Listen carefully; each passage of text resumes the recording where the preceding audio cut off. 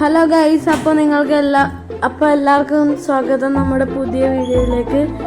അപ്പോൾ ഇന്നൊരു മഴയില്ലാത്തൊരു ദിവസമായതുകൊണ്ടൊക്കെ തന്നെ ബാക്കിലുള്ള ഒരു മാവിൻ്റെ കൊമ്പ് വെട്ടാനുണ്ടായിരുന്നു.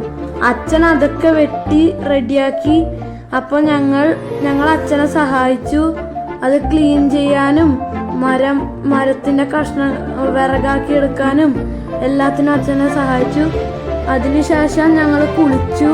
അപ്പോഴത്തേക്കും അമ്മ ഗീ റൈസും ചിക്കൻ കറിയും പായസവും റെഡിയാക്കി വെച്ചിരുന്നു. അങ്ങനെ ഞങ്ങൾ അതും കഴിച്ച് കുറച്ചു നേരം റെസ്റ്റ് എടുത്ത് കുറച്ചു നേരം കഴിഞ്ഞപ്പോൾ ഞങ്ങൾ കളിക്കാൻ പോയി.